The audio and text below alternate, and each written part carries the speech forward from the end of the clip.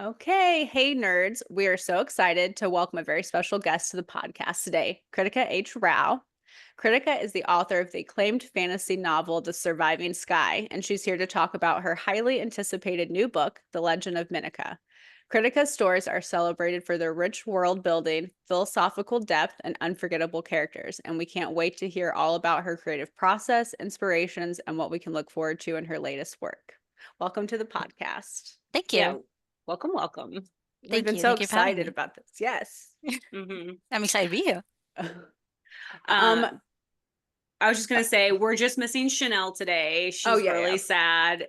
She had to work, so Oh, this. work. Yeah, The I worst. know this month for her has been Mhm. so crazy for work. Like just super long days, and we were really hopeful because yesterday she was like, "Oh, I think hopefully I can get it to work," Mhm. and that she was going to be able to come on. And then like 2 hours ago, she was like, "I Mhm. just can't get out of here." So she really wishes she could be here. So Yeah.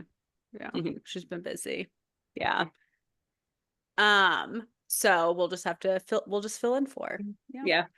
yeah. We would love to start off the show with you talking about your new book that's coming out. We're so excited about it. It looks beautiful. So if you kind of want to give us like a little rundown on it and Sure. what we can expect.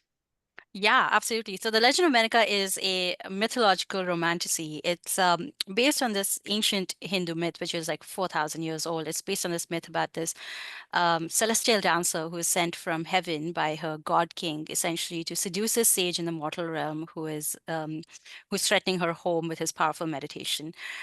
It is very classically an enemies to lovers romance because in the process of seducing him, she falls in love with him and she discovers hidden parts of herself.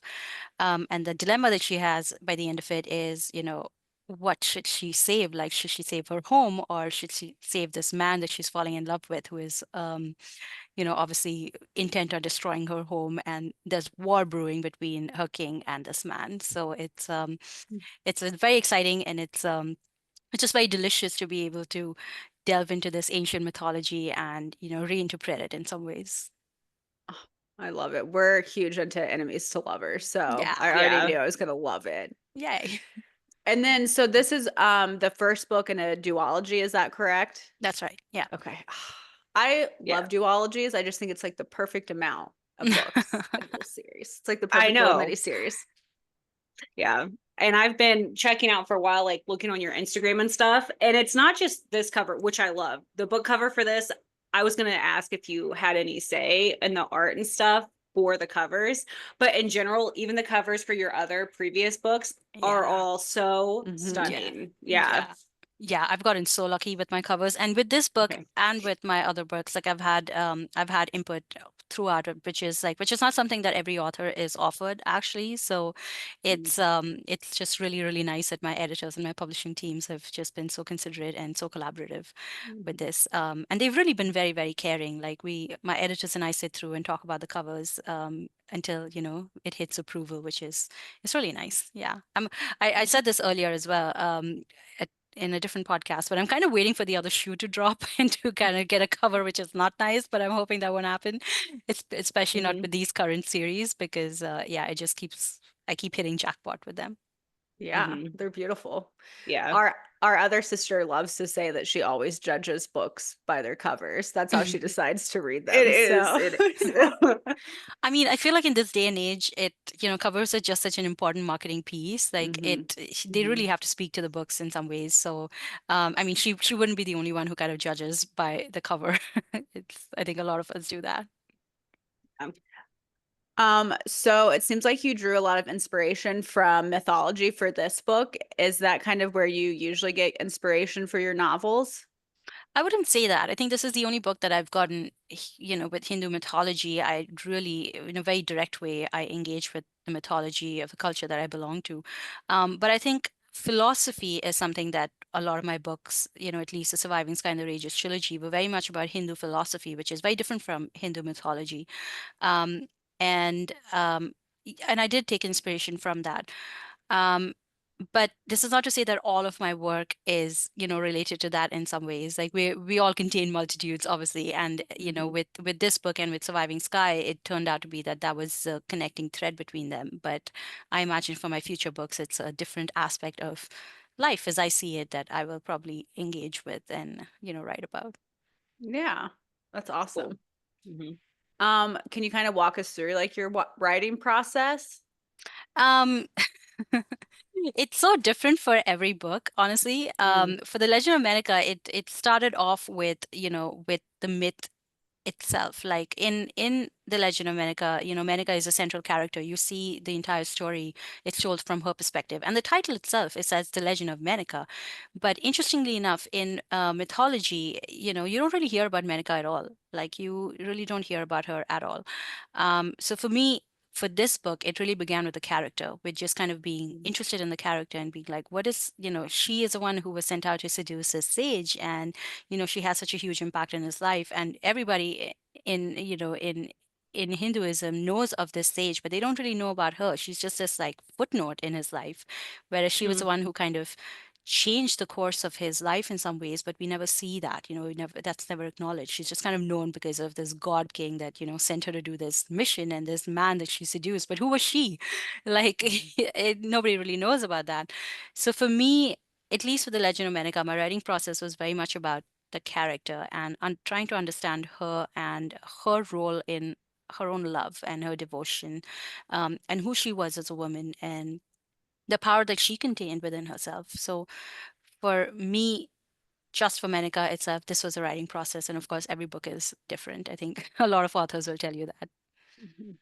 I love that. It's like you're bringing a whole like new life to this mythology by focusing on her and making her the main, like fleshing her out character. It sounds like you Yeah. really love, you can tell that you love this character already. I love I that. grew to love her because like she was just this, like, you just, because there was so little known of her in mythology, she's an apsara, and apsaras are celestial dancers, and what you know about them is that they're luscious and promiscuous and eternally young, and they're sexy, and and they are sent out to seduce these sages and like enemies of heaven, really, and disarm them through their seduction and their dance and all of that.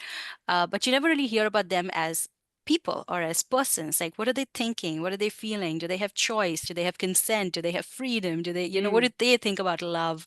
And all of that. So Menaka is actually she's one of the better known apsaras, and even for her, there's like very little out there. So I kind of wanted to rectify that. So I grew to love her, and just through understanding her and exploring her, and um, yeah, it was a very profound experience in some ways. Oh, I love that.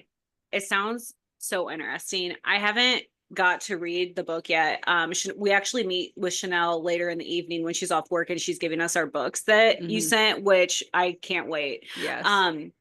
But just this idea that you've taken this woman who's obviously like nothing's really known about her, like you said, but she's known for so long, and then to give her a full in-depth character, I just love it. Just sounds very interesting, something very that you're passionate about. And I just love this idea that women can be all these things. Like, there can be so much character. Like you said, they're known to be beautiful and luscious and dancing and this stuff, but it's like you can still be all those things and then have whole character with you too. So Yeah. I really can't wait to get my hands on it tonight. So I'm excited. Yeah, Yeah. I think like oftentimes Apsaras and Menaka, she belongs to that celestial dancer, race, really. But Apsaras they were just this sexy figure, and that's about it. Yeah.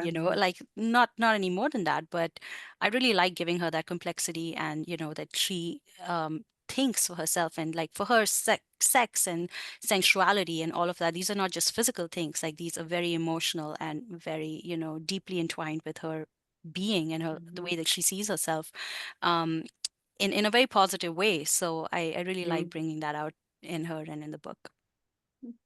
It's awesome. So what's the main thing you want readers to take away from this book then?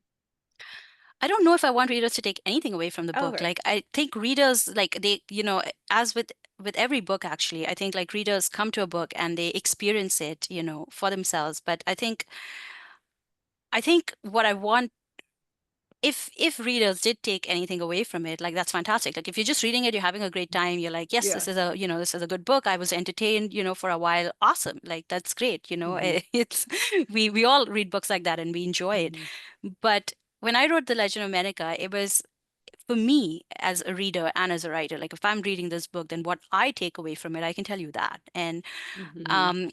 what I took away from it, both in the act of creating it and in the act of experiencing it for me, was very much, understanding the shape of love and understanding, the choices that we can have in love. Like Meneka, obviously, this is an enemies to lovers romance, and I love enemies to lovers as well. Like I think that Mhm. dynamic is just so juicy and so delicious, and I Ugh, love that. yes.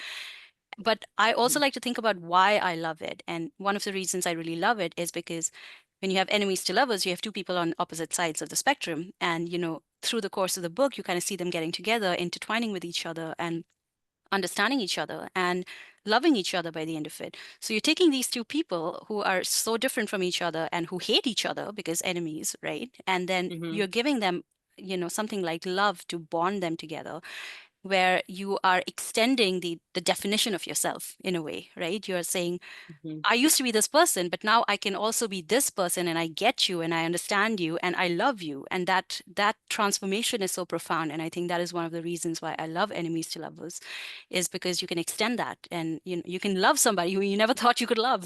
And Yeah. Mhm. and that is so just so lovely, about enemies to lovers. So if people take, that kind of like whatever, like that kind of message, that understand their own choices in love, and who they can be, then I think I mean that'd be pretty cool. It's not Yeah. Yeah. necessarily the message I want people to walk away with. I don't, but I think that is an embedded message within the Legend of Meneka, because that is Meneka's journey. Mhm. She goes through all of those things. She tries to understand herself and why she's falling in love with this man who is obviously so dangerous and troubled, and is threatening her home and everything she loves. Like Mhm. it's not just like, oh, he's hot. Like he is hot, sure, but what else? Yeah. you know. That's just an extra bonus. Yeah, he's he's hot, but also what else? Because she's hot too, right? Like Yeah, she's she's exactly. she's Yeah. she's a sexy seductress from heaven. So So I was gonna, you've already answered it though amazingly, because I was gonna ask you how you like balance it being so like depth, like so much depth and philosophical with keeping the story engaging, but just like that alone just shows how you've done it. Like because it's just sounds amazing. So Yeah. Well, like, so we love enemies to lovers on here. Like, so yes. does Chanel and Ashley. And I think you're right when you were explaining it. There's something about, like you said, like, yes, they're usually attractive and there's like that physical connection. But personally too, like with the enemies to lovers, it's so great because there has to be this like emotional and intellectual build a lot of the times to why they're connecting, because there's such a resistance in the beginning. yeah, So it definitely, I mean, I feel like that's why I'm drawn to things like that, books like that, and then the characters usually stick with me longer, just because you have to put so much more into the relationship, I feel like. Mhm. yeah, absolutely. I think it's also just such an invitation, really, to look at ourselves, right? Enemies to lovers. And Mhm. we love that dynamic, but oftentimes in our own life, like that's not something that we would necessarily gravitate towards. And Yeah. we would like, obviously, like I'm not saying that, book boyfriends should be the same as real life boyfriends or anything, but Mhm. I think books also help us, explore ideas and things that we wouldn't necessarily do in real life. And especially with enemies to lovers and with those kinds of romances, it's really nice to see that middle ground, to get that closure, to make that leap of faith, or to trust, and to trust in humanity, really, and Mhm. understanding that this other person next to you is also a full fledged person, even if you don't Mhm. completely get where they're from, and to make that leap. Mhm. And I love enemies to lovers for a variety of reasons, but this is one of them. It's so complex. I think sometimes people think it's like not, it's just like a little trope, but it really is just No, such a yeah, complex with both Yeah. individuals. So yeah, I Mhm. love yeah. it. Yeah, Yeah. of all of the romance tropes, I think this is my favorite one. Yeah. Oh, Yeah. it's 100% hands down. Yeah, my favorite. Yeah. Mhm. Um, so we're very interested like in your background as a writer. Have you always been a writer? Can you like Hmm. let our listeners know kind of just how you got to this point? Like this Yeah, amazing point? thank you. I I've always been a writer for as long as I can remember. I think I my mom, when I was really young, she used to we were surrounded by books. My brother and I were surrounded by books all the time. My mom would bring like bags of library books home from her school library for us. And then I was a nerdy kid who would, at school growing up, I wouldn't just borrow books off of my library card. I would get all my friends and their library cards, and I would take it from, take home their books. Genre throughout my life. And I think sooner or later you start to hear your own voice and you want to put that down on paper. So I've been writing forever as well. I think writing is the primary most identity for myself that I wanted to inhabit for a really, really long time. And I'm fortunate that now I get to do it, like, not just with this book, but as a career. And that's something to be grateful for. Yeah. I love that. Definitely. Have you is like romance and kind of like fantasy, is that your favorite thing to write? The funny thing is that fantasy, I actually came to fantasy a little bit late because growing up in India, bookstores especially would not science fiction and fantasy section was really, really small. So literary fiction was very much the thing when I was growing up there. And so I read a lot of that.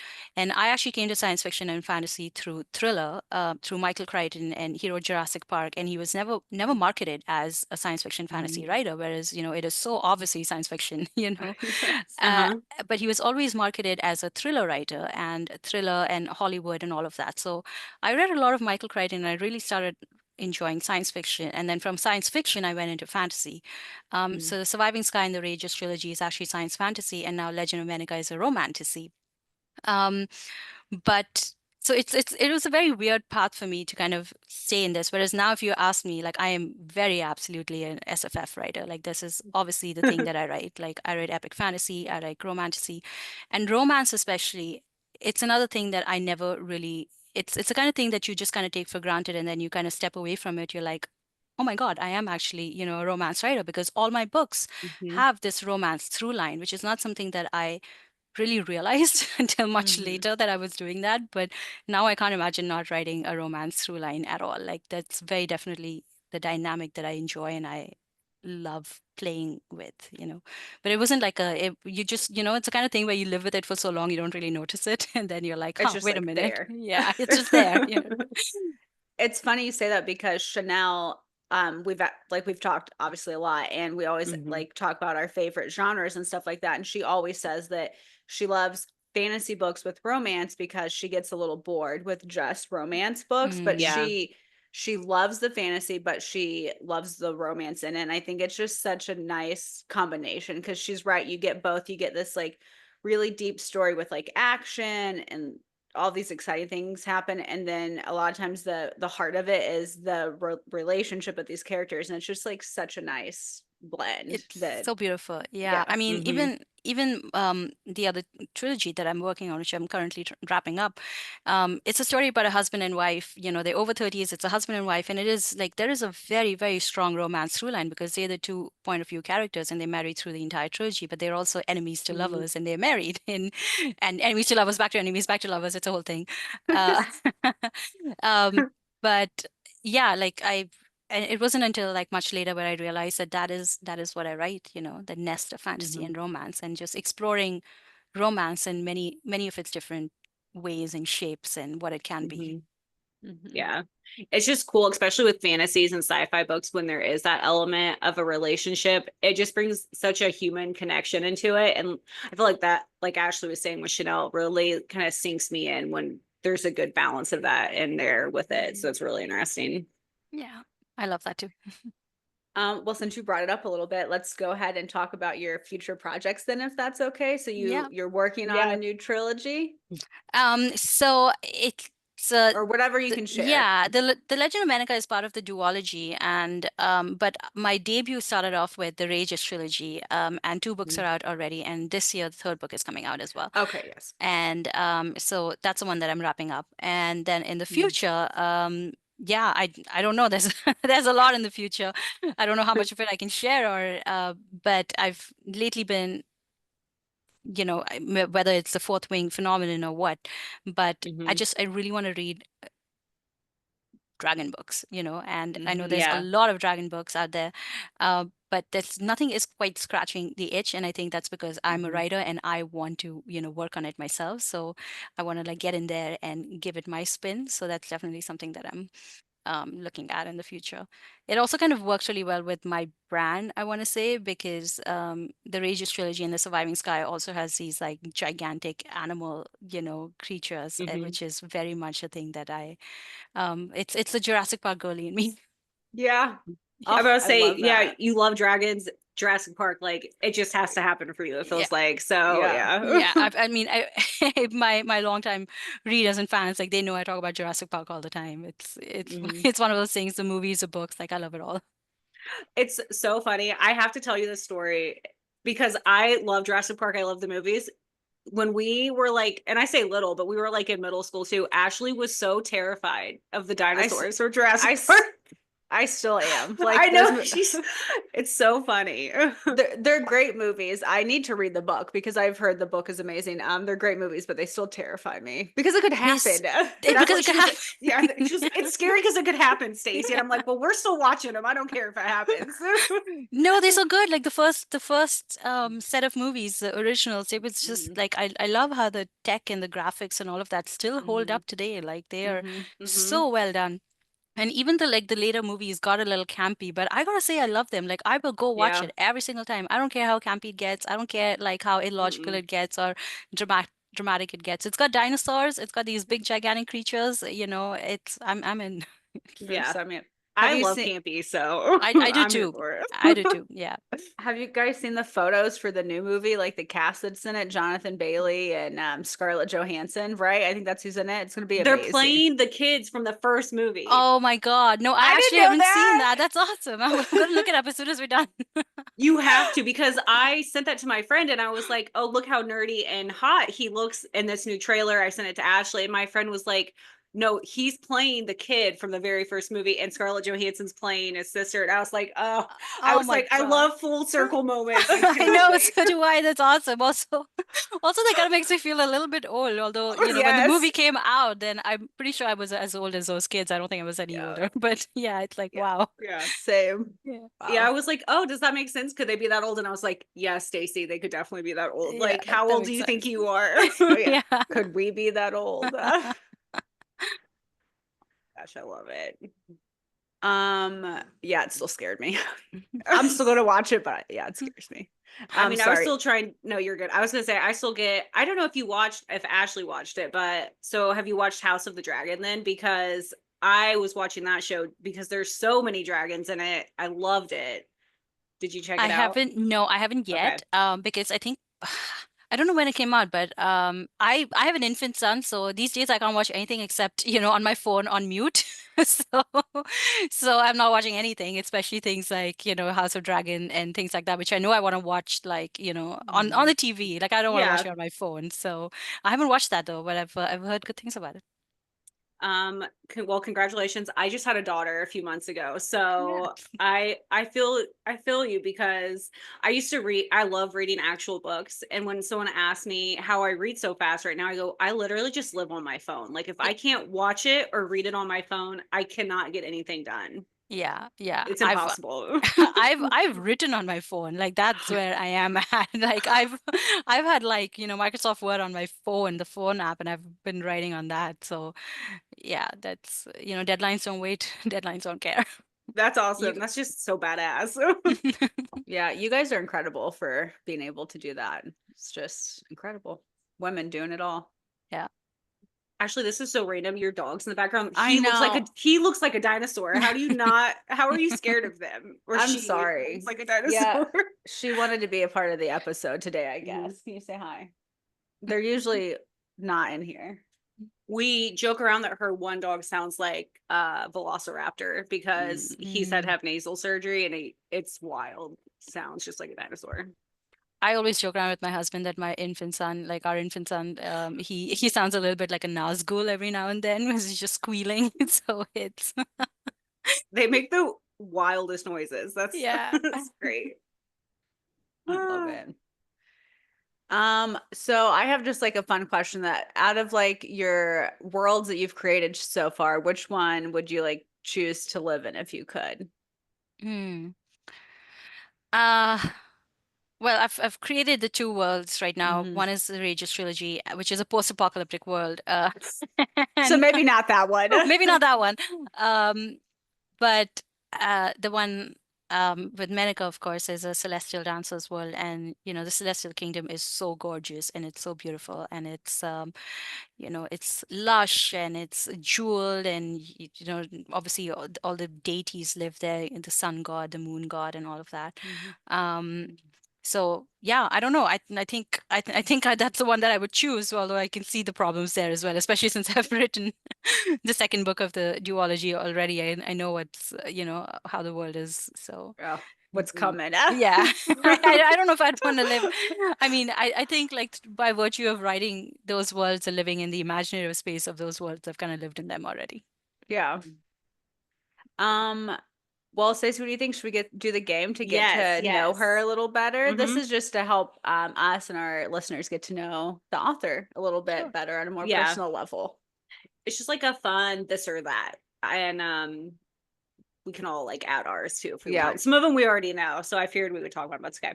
So, do you think you're more of a morning person or a night person? At this moment, I'm more of a morning person and a night Mhm. person because I'm awake all times of the day. I don't know if it's not I a don't choice anymore.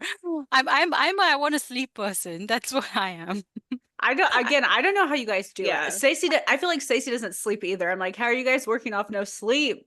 Yeah, when you brought up your son just a second ago, I go, I'm gonna ask her this first question. And she's gonna be like, I'm a whole day person. Like Yeah. there is no end. Some days I'm not a person. That's how hard it gets. Sometimes there's just like not enough caffeine in this world to Yep. to handle it. Okay, so are you more of a coffee drinker or a tea drinker? I'm a chai drinker actually, but Ooh. a chai takes a while to brew, and so these days I'm more of a coffee drinker. Mm. Yeah, I'm more of like the thing I can get the fastest right now too. Yeah. I've been drinking a lot of energy drinks lately, which I don't necessarily recommend to a bunch of people, but I used to be a much more of a coffee person before that happened. I got a mug for Christmas, which you can carry around, and it stays heated within it. It's that battery operated one where you can choose the setting for warm or hot, or Oh yeah. and that has been a game changer in my life because otherwise I don't get to drink my coffee. You take one sip and then you're doing so many things as a mom, and Hmm. you turn around and it's like 4 o'clock in the afternoon, and you're like, "Yep, my coffee's still there." Haven't even touched it. I've had the Yeah, days where like it's still sitting on the counter. I probably yeah, need to get one of those cups like you have. That probably would yeah, actually be a game Mhm. changer for me because then I'm like always remaking stuff and then I yeah, still never drink it. yeah. So I've been there. I work with somebody that has one of those mugs and she swears by it. Oh, And at it's first amazing. I was like, I don't understand the point, but now I do because Yeah, it makes sense. Yes. yeah. okay, so when you're writing, do you write with music or with no music or like noise or anything like that? When I'm writing, I'd write Hmm. without music. But when there's a thing that I do, which I mean, I call it pre-writing in my head. That's not really what it is. It's a zero draft, and but that's when I'm just like shoving words down, or just ideas and scenes and whatever. And that's when I usually have music in the background. Mm, Um, but I don't write or edit to music. mm, that's cool. Okay, so we've kind of talked about this a little bit, but do you think you are more of a plot driven or character driven reader? And then also that same question, like with your writing, do you I think think? I'm a plot-driven reader in the sense like, you can have a character and the plot can be about the character, which is, the Legend of Meneka definitely has that. And the Hmm. Regis trilogy, that's got that as well. But if it's just like an exploration of just a character and nothing's really happening, then I tend to get bored as a reader, which is like, just a Hmm. lot of pretty Hmm. words, but the story is not really going anywhere. And there are stories like that, and there are readers who enjoy that. Obviously, Hmm. nothing wrong with it. But for me, it doesn't quite scratch that itch. And, I just want to know, like, I'm too impatient. I'm like, all right, where's this going? What's happening? Where's the twist? Like, and I think Hmm. that's true also of me being a writer.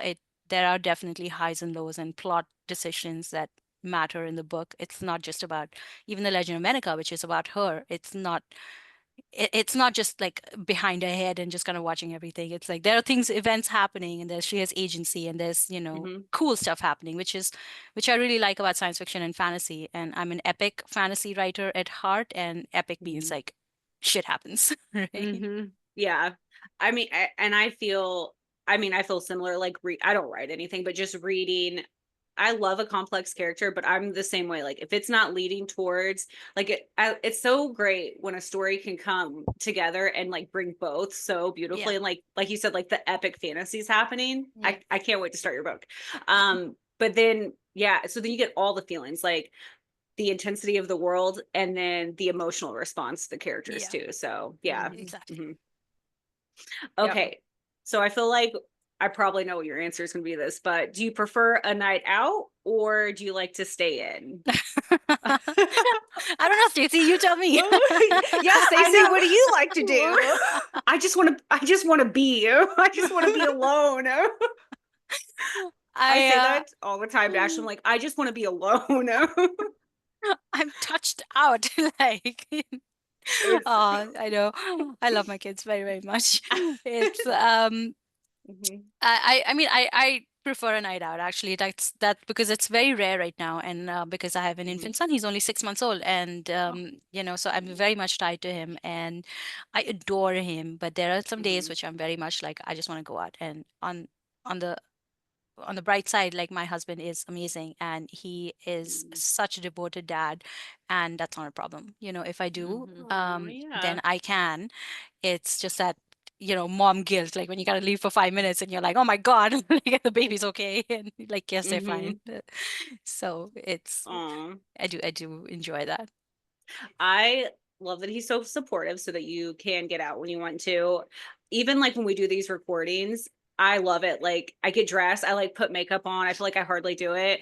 Because my husband has the kids right now and he's like, "Oh, look at you." And I was like, "I'm so excited. I'm gonna like put on, I'm gonna feel like a human. I'm gonna like do my hair." And yeah, that's awesome. I feel like I'm more of like a stay-at-home person right now, but I think it's just because I'm so overstimulated all the time. But Yeah. a night I out is nice too. I like getting out because then I think, especially as a mom and as a writer, right now as a mom for an infant son, and kind of being on maternity leave from my day job, but also as a writer, Mhm. writing is a pretty fairly lonely profession. You're sitting behind your desk and you're writing. I really like being reminded of the Mhm. other aspects of myself, which I don't get quite a lot of Mhm. it right now. Yeah. So for me, that is like going out, meeting my friends, doing all of that, not thinking about writing, not thinking about, the kids for a little while. Yeah. It's nice, you kind of remember who you are Mhm. a little bit, which is really important, I think, for your mental and emotional health. Oh yeah, Uh, definitely.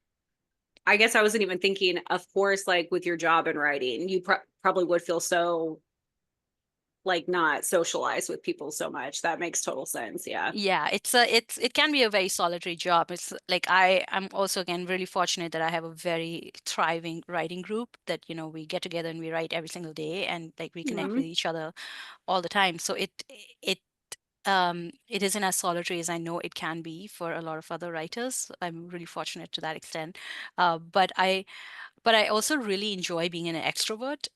And sometimes I think that I'm an extrovert in an introvert's job. So I've had to like, adapt a little bit. And yeah, I'm a bit of an ambivert, I guess. I can, turn it on when I need to, and Mhm. Mm. but also turn it off. Very The other cool. writers must love that because I know a lot of writers are introverts. So like it must be so nice to like if you're in a writing group that you can like bring that out on people, like be the social one. So Hmm. Yeah, I mean, it can be annoying, but they're my yeah, friends and I don't care. So I get Oh, that. I love it. So my last question I have for you, when you buy books, are you like a one copy kind of person, or do you have like multiple copies of books that you like, or are you like a one and done kind of person? Oh, a lot of my reading right now has been happening on the phone, on the Kindle, because that's the only way I can do it. But if I really, really like a book, I will get a physical copy, and then I will Hmm. also go around gifting those physical copies. And on the Mm. very rare occasion, I buy a copy, just because I think it's so beautiful, and Hmm. I just a keepsake, and I think the books that I do that for are incredibly rare. Um, the one that comes to mind for me is The Adventures of Amina al-Sarafi. I love that book from the bottom of my heart by Shannon Chakrabarti. And it is, Mhm. it's about this mom as well, pirate mom who is, who has to leave her kid and, go pirating for XYZ reasons. And to me, it reminds me of home in some ways because while I grew up in India, I also grew up in the Middle East, in the Sultanate of Oman, and just the way that that book is described is it's just, yeah, for me, it has a very special place in my heart, and Oh, I cool. get the rare special edition for those kinds of books. Oh, we'll have to check that out. We love getting recommendations from authors. You guys have the best recommendations. Is Yeah. there any other books that you just love that we should check out? Lately, I really enjoyed Voyage of the Damned. It's a queer, murder mystery happening on a boat. Oh, It's incredibly well done. It's a debut too. And of course, The Adventures of Amina al-Sarafi, as I said. Anything by Roshni Chokshi is just gorgeous. Like her lyricism, her prose is just off the charts. I aspire to be as good as her. um, yeah, I mean, those are all really great books. Good. Good. Stacy and Chanel have like introduced me to, I was kind of like a one and done type person with books, or I read a lot on a Kindle. So I didn't have a lot of physical books, and now it's like kind of like this slippery slope. I've started the books that I really enjoy. If there's like a special edition or something, I'll buy it. So now I'm like getting these multiple copies of books all of a sudden, like ones that are just pretty that I don't want to read, and then the physical copies that I will read and Yeah. stuff. And it's just, yeah. Yeah, it's Love it can start to be such a slippery slope because then you don't have space and you're also out of a lot of money. But I think I think authors really appreciate, when people do buy books, or even, when they just get it from the library or whatever. At the end of the day, I think the book is an experience, and how you choose to experience it, whether it is, through an audiobook, through like engaging with the physical material of it, or with the Legend of Meneka, where, I mean, look at this. Look at the cover, but also I look at know. this gorgeous art. Like, Mm-hmm. it's incredible, right? And It's truly stunning. it is so Yes. beautiful. And it's, if you can engage with that at that level, and, while still enjoying the story in the book, I think that's not a bad thing. I was showing your book to a friend of mine that I work with, and then like I was showing her the outline that I made that has like the cover of the book and stuff on it, and she was like, "Oh my goodness, this book looks beautiful." I was like, "I know." So she's obviously going to read it now too, but yeah, it's stunning. The artwork in it is beautiful. Yeah. There's just something about books that you really connect with, that it almost feels like a little trophy you have for yourself, and then it have like a beautiful edition of it. It's like, Yeah. I almost say it was like art kind of Yeah. Yeah. and like you I said, think so. sometimes like when you look at them, you can remember the first initial experience you had when reading it. And I think I've been chasing those highs since like when I started reading like in middle school like crazy. Ashley can remember, and so I'm still gonna keep going with it. It's a little bit of a tribute too, right? Like, you kind of have that in your bookshelf, and it's just so pretty, and it reminds you of, it's a memory of a really amazing experience that you had. And I only get like those special editions or whatever for books that I absolutely have fallen in love with, which have changed my life in some way, which means something so, important to me. Um and I like looking at them because they remind me of that. And it's like looking at a photograph, right? Like, or something that you really, yeah, which is meaningful to you. Yeah, it's really Happy beautiful. memory. Yeah. Well, what do you think, Stacey? Is there anything else you guys want to add, or should we wrap it up? What do you think? Any more Yeah, questions? we can do some kudos if you want. Yeah. Okay. You want to Do you want me start to go it? first? Yeah. Yeah. So I want to, for my first kudos, obviously, I just want to thank you for taking the time to come on our podcast. We have like this little group chat for the podcast, and we've just been talking about it nonstop since we got the confirmation you were going to come on. So I've been looking forward to all day. You're such a lovely human. I just, even from your Instagram, I could, and like your social stuff, I've been looking up for a little bit. I could tell, but you've just been so easy to talk to. And so, yeah, just thank you for your time. We didn't even know you had, a new child. So I can relate to how time consuming that can be with stuff. So to balance this in is awesome of you. So thank you so much. Thank you so much for having me. I really appreciate that. And the same goes for you too. Like you have a you have a young child as well, and you're doing this and you're giving this platform to authors to talk about their books and just geeking out. Yeah. I think a lot of authors just Mhm. really like geeking out about their books, and it's nice Yeah. to do that. Yeah. Thank you. My kudos is for you too, Kritika, because when we like got the email and stuff about your book, I was just instantly like so in awe over it because I knew it was going to be amazing. And I just feel lucky. I feel like we're really blessed for this podcast sometimes because we get to meet incredible people in these books that maybe not necessarily would Yeah. have seen before. And Mhm. so thank you so much for taking time, Thank especially you. with your new baby. Congratulations. And Thank you. you are just doing the thing, doing all the Yeah. things. I am so impressed right now. So Thank you. Yeah. if you're like, you have to come back if you're up for it, because we'd love to talk Yeah. about your other series and Yeah. stuff too, if you ever have time. And this has just been so special. Thank you. Thank you. Yeah. Thank you. I really Mhm. appreciate that. And yeah, it's do I get to give kudos as well? Yeah, Yeah. if you want to. Yeah. No pressure, no pressure. Okay. But Yeah. Well, yeah, I mean, thank you guys so much for having me. But you kind of said that about I'm kind of doing it all with the kids and the job and Mhm. the writing and all of that. But I this is going to sound so corny, but it is still true. But I don't think I could do any of this without my husband. Like, Oh, no author can. Yeah. I think from the outside it all seems like, oh, you're kind of doing so many things, etc. But you need a community around you. You need people yeah. around you who are constantly cheering Mhm. you on. And for me, that is my husband. It is my group of friends, my writing group friends who I talk to all the time. And it Mhm. is, the teams that I'm working with, my agent and like my editors. I think I'm just in an incredibly lucky place in publishing in general, touchwood, where like the people I work with are so caring and so fantastic. And, we've developed this relationship with each other, which is just very rewarding. So, and they're the ones who set this kind of stuff up, right?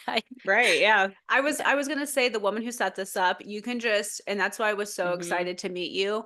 Just in her emails, you could tell how much she loved this book and like Yeah. you as an author and a person. She was just so Mhm. excited about it. And I was like, I cannot wait because Yeah. this human must be amazing. So you have Thank a Yeah. you. great team working with you. Mhm. Yeah, they're awesome. Mhm. Okay, well, you want to lead us out, Yeah. Stace? Okay. We can't wait for you guys to listen to this episode. Make sure you have a good and safe week and read what you like. Okay, wait. Now I can never find the stop button. I swear. You just cut it out. It's fine. I I also know. realized we can't wait. I said I can't wait for you guys to hear this episode, but they will have already heard the episode by the time that. So if you could also cut that.